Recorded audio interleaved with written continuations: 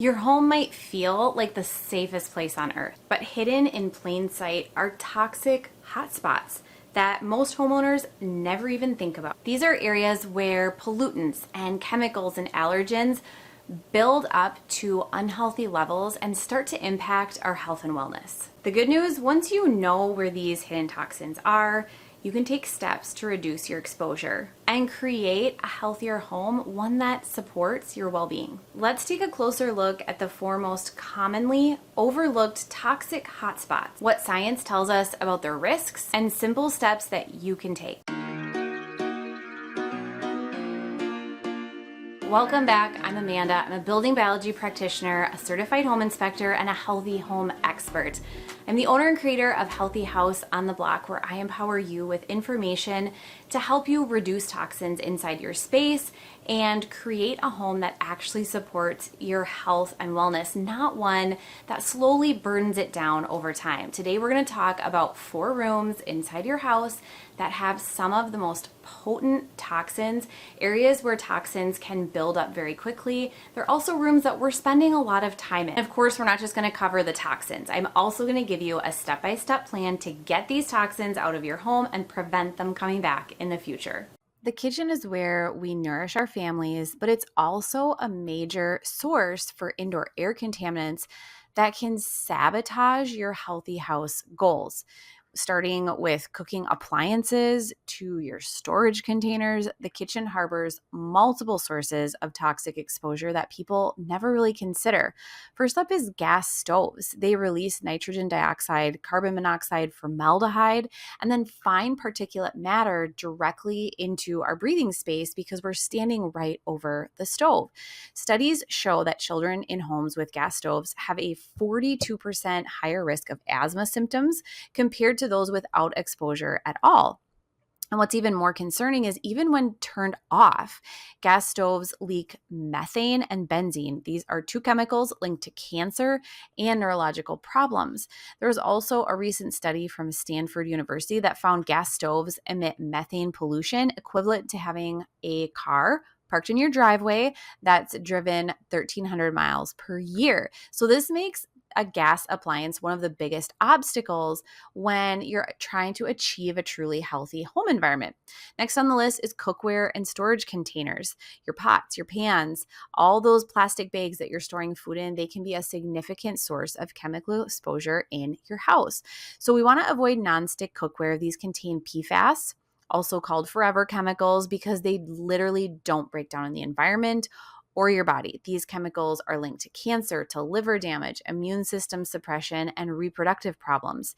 And then there's the plastic containers. These leach different types of bisphenol toxins, phthalates, and other endocrine disrupting chemicals into your food, especially when it's heated or with warm food. And these substances mimic hormones in your body that have been connected to infertility, early puberty, obesity, and an increased risk of cancer. And then on this list too is aluminum. A lot of us wrap our food in aluminum or cover our food in aluminum, and it can release aluminum particles into acidic foods specifically. And this can actually contribute to neurological issues with long-term exposure. Finally, cleaning products. The kitchen is a place where we are cleaning all the time.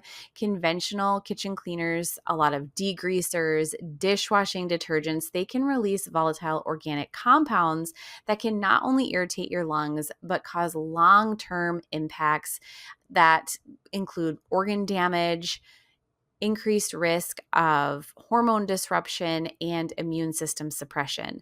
Many contain ingredients like ammonia, chlorine, synthetic fragrances that can trigger asthma and worsen respiratory conditions, especially in kids. But of course, there are things that we can do to make our kitchen healthier. First and foremost, immediate actions are what we want to pay attention to. And one thing you can do is always run your vented hood range when you're cooking, especially if you have a gas stove.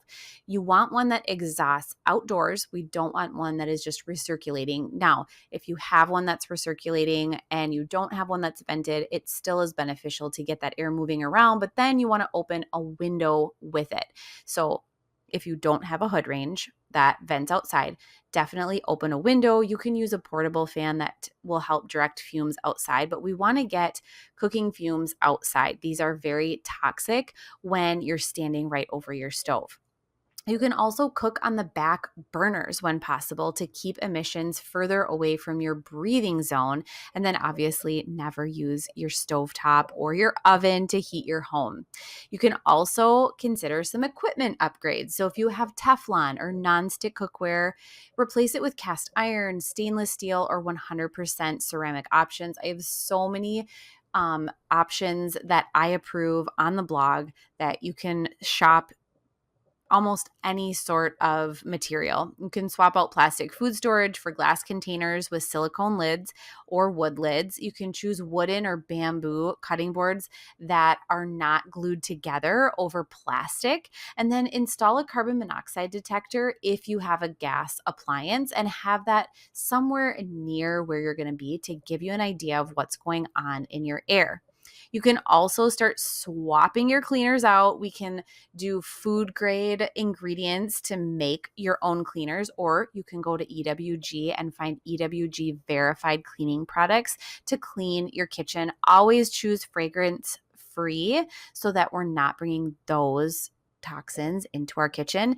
And then start planning for some long-term investment. So if you have a gas stove, consider switching to an electric oven, which will produce no combustion byproducts. This is something obviously that you'd plan for and budget for down the road. You could install a more powerful range hood. We want at least 400 CFM for most kitchens. And then finally, you could consider adding an air purifier with activated carbon to remove cooking odors and chemicals. So we all know that your home should be the safest place for you and your family. But toxins can sneak in where you least expect them. And as a mom and a wife and a business owner, I totally get it. It's very overwhelming. It's overwhelming to figure out what's safe and what's not, and how to make changes that actually matter. And this is exactly why I created my 5-day home detox challenge. Every single day of this challenge, we're going to talk about a different area of your home to tackle and really clean up and get the toxins out. And the best part is that you and I are going to do it together. You will walk away with clear, science-based steps, and you'll feel empowered to create a healthier home. And the best part is you will notice the difference right away. So will you join me in creating a healthier home? Just click on the link above to save your spot now. I absolutely cannot wait to walk this journey with you. Bathrooms present a unique challenge for maintaining a healthy house because they combine high humidity with very concentrated chemical exposures due to the personal care products that we use. So this warm, damp environment becomes a perfect breeding ground for harmful microorganisms, while simultaneously exposing you to a lot of synthetic chemicals. So mold exposure is linked to all kinds of issues, both short-term and long-term. Long-term, we're looking at neurological symptoms, suppressed immune system. I talked a lot about this last week, so if you have not watched last week's video, definitely go back and watch it. There's a lot of information on what mold and mold exposure can do to your brain, how it can impact your mental wellness as well. The Lawrence Berkeley National Lab found that damp homes increase the risk of asthma and respiratory systems by up to 70%. Long-term exposure may weaken the immune system, like we talked about. It can actually worsen skin conditions like eczema and contribute to chronic fatigue syndrome. But mold isn't the only concern. High humidity also allows bacteria, dust mites, and other allergens to thrive, creating kind of this cascade of health problems that can undermine your healthy house efforts. We also need to be aware of what we're bringing into our bathroom. So the average person uses about 9 to 12 personal care products daily, exposing themselves to over 100 unique chemicals before they even leave the bathroom in the morning. And many of these substances haven't adequately been tested for long-term health impacts. So we're talking about synthetic fragrances. This could be up to 3,000 undisclosed chemicals, many of which are linked to hormone disruption, allergies, and respiratory problems. Fragrance chemicals can also trigger migraines. They can worsen asthma. There's a lot of issues with synthetic fragrances. Then there's parabens. This is a preservative that mimics estrogen in the body, but it potentially contributes to breast cancer, they found, reproductive issues, and early puberty in children. There's phthalates. These are a type of plasticizer that make products more flexible. They're linked to reproductive toxicity, reduced testosterone, and developmental problems in children. And then there's SLS. This can irritate skin and eyes, and it can contain traces of 1,4-dioxane, which we know is a probable human carcinogen. So all of these things together with our high humidity, we're really exposing ourselves to a lot of toxins in the bathroom. Poor ventilation in the bathroom is another issue. It can promote mold growth, but it can also trap all of these vapors when we're in this confined space where you breathe them in at high concentrations. So this makes proper ventilation absolutely critical for a healthy house, especially if you have city water where you have chlorine byproducts in the water. We need to get those out of the bathroom as quickly as possible. So first and foremost, we want to control the moisture in your bathroom. So run the bathroom exhaust fan during showers and then at least for about 30 minutes afterwards. If you have no exhaust fan, we need to be opening a window. You can use a portable fan. You could use a portable dehumidifier to help get all of that moisture out of your space. I recommend wiping down shower walls and doors after each use to prevent any sort of water sitting on ledges. This can cause mold and mildew. And then if you find a leak, you need to fix it and get everything dried out within 24 to 48 hours to prevent mold growth. It also might be helpful to keep a humidity monitor or a hygrometer in your bathroom. We want to keep bathrooms below 50%. Another thing we should look at is our products. So start swapping those out. I like to use EWG to find healthier products, and you can replace things like conventional toothpaste with fluoride-free, SLS-free options if you desire. Switch out to natural deodorants, use organic towels and washcloths. There's so many opportunities in your bathroom that you can switch things out in a healthier way. We can also look at the cleaners in your bathroom. So clean with food grade ingredients or EWG verified cleaners that will not bring additional chemicals and toxins into your space. Avoid any sort of air freshener. If you really need to, use essential oils or just simply open a window. Then we want to talk about things like installing a more powerful exhaust fan. These are things you can plan for down the road. If the one you have is not adequate, a more powerful fan will pull more moisture out of the air. You could consider a fan with a humidity sensor for automatic operation, and then add a small dehumidifier if ventilation alone is not sufficient. You can replace a vinyl shower curtain you have with maybe a glass door or a toxin-free fabric. This is something you can plan for down the road as well. Your bedroom should definitely be the most peaceful, restorative space in your healthy house, but it's often filled with hidden toxins that can disrupt sleep, can trigger allergies, expose you to harmful chemicals for that 7 to 8 hour period every single night. And since you spend about 1/3 of your life in bed, what's in your sleep environment has massive impact on your overall health. So first and foremost, looking at things like mattresses and bedding, you're exposed to flame retardants. Many mattresses contain PBDEs or newer alternatives that can be equally as harmful. These chemicals are linked to hormone disruption, reduced IQ in children, fertility problems, even an increased risk of cancer. Formaldehyde is found in a lot of foams. It can also be found in wrinkle-free sheets. It's a known carcinogen. It can also irritate your respiratory system and worsen asthma. There can be VOCs from polyurethane foams that are in mattresses and pillows. These VOCs are going to be off-gassing for months, even years, can contribute to headaches, respiratory problems, poor sleep quality, and then long-term impacts down the road like neurological issues.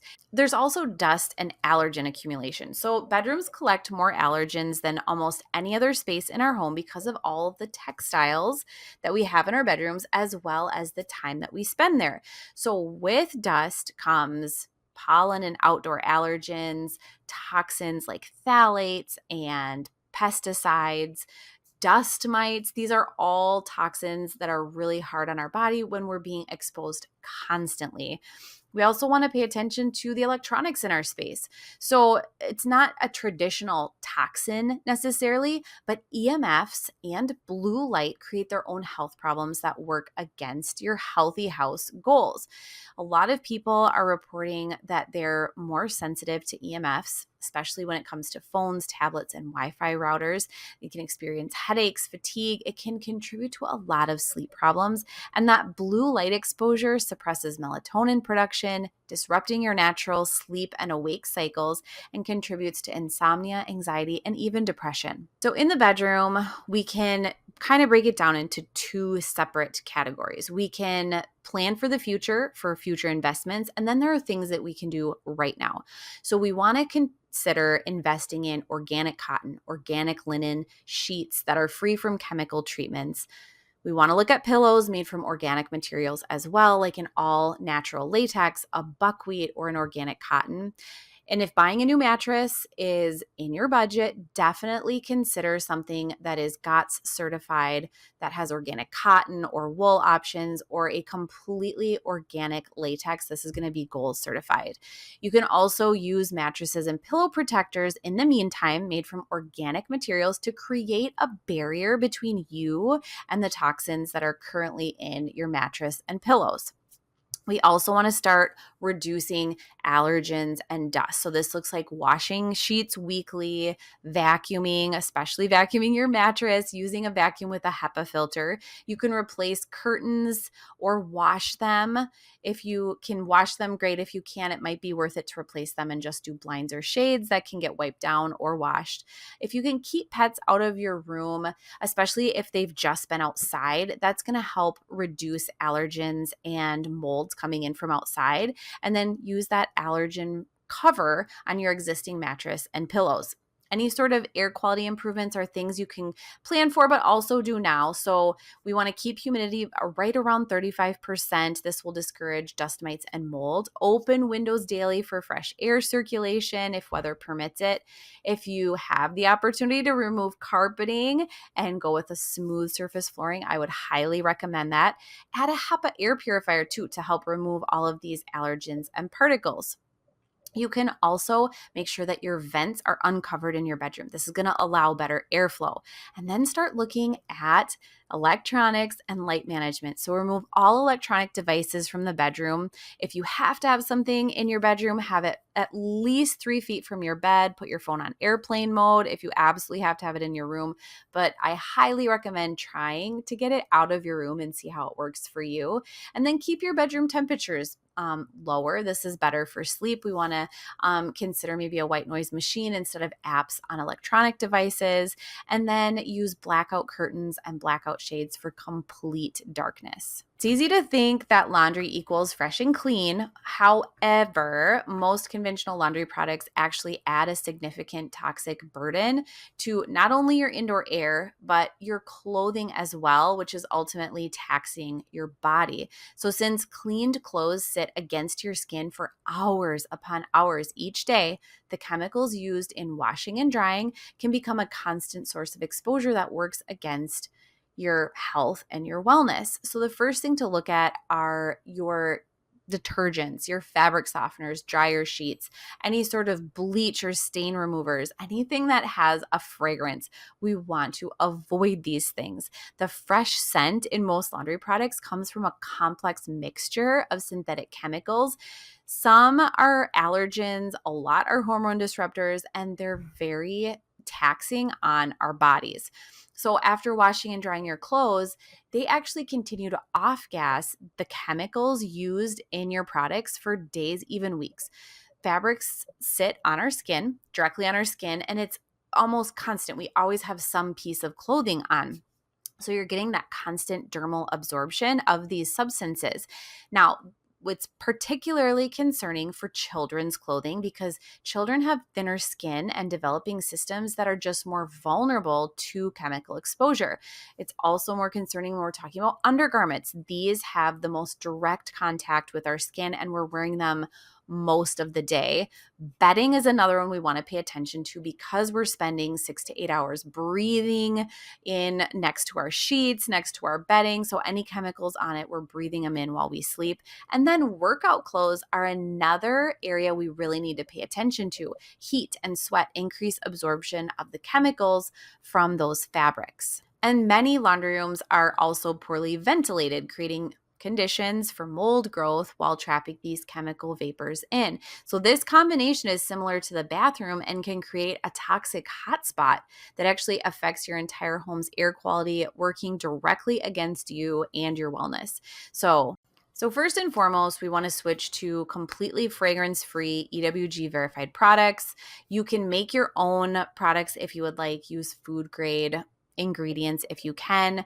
I would avoid dryer sheets and instead do wool dryer balls. And you can use white vinegar as a natural fabric softener and a toxin-free whitener instead of a bleach. So you can literally replace every single thing in your arsenal of laundry products for something that is much less toxic. You just have to know what to look for. I have many Healthy House approved products on my website. And so you can head to the blog and get the list there if you are looking to replace all of these products in your home. We also want to pay attention to washing machine maintenance.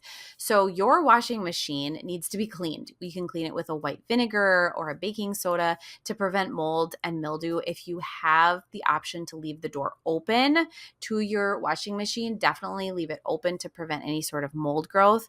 And then run an empty hot water cycle with vinegar monthly to just kind of clean things out of there.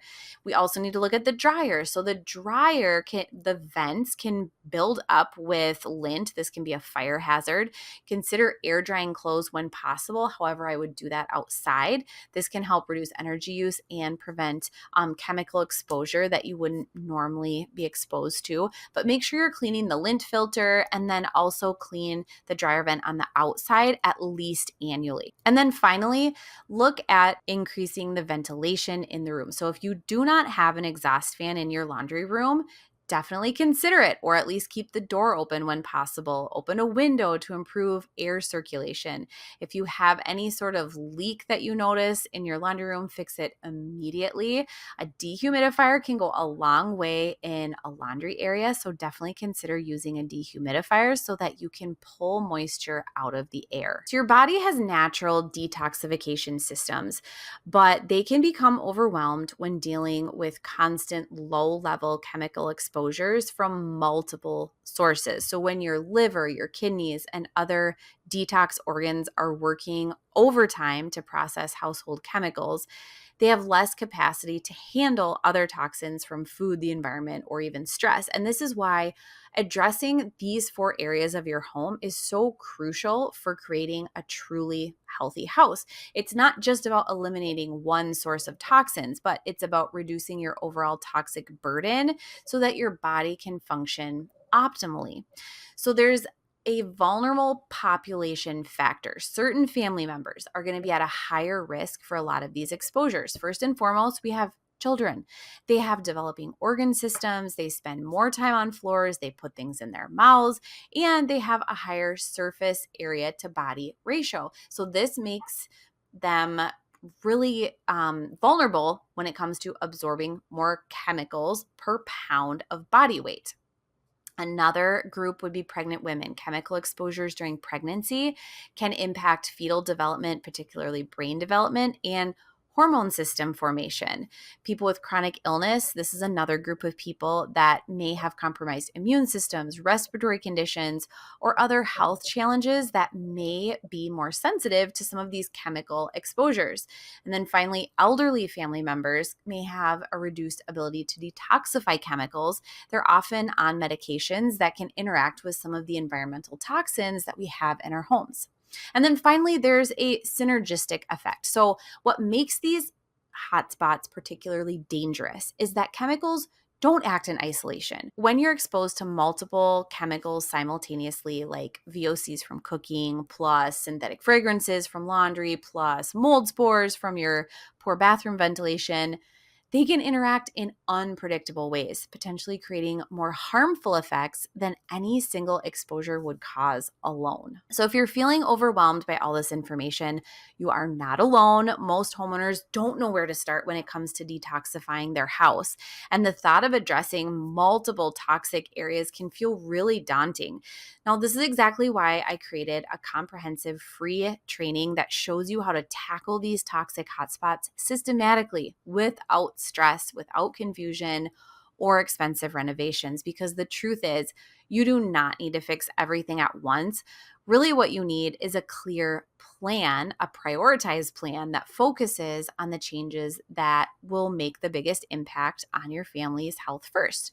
So, inside my 5-day home detox challenge, we will talk about how to identify the most dangerous and toxic areas of your specific home. You'll get a simple assessment tool to determine which areas need attention first. And we'll talk about step-by-step protocols for reducing exposure in each room. We can come up with a realistic timeline for creating lasting changes. You're going to walk away with confidence in making product choices that truly support your health. You'll have simple daily habits to help you maintain your progress. And the best part is we're going to do it together. This is a small group setting where I will be with you for 5 days, and we're going to work together to really nail down creating a healthy house, because your home should be your sanctuary, a place that restores your health, not the place that slowly undermines it. And when you take control of these 4 areas, you're not just reducing chemical exposures, you're creating an environment where your family can truly thrive. As always, thank you so much for being here. I am so glad that you are here and ready to take action to make your own house healthier. If this video was helpful, definitely give it a like and be sure to subscribe to my channel, because I'm here every single week with new tips and new ideas on how to create your own healthy home that supports your well-being.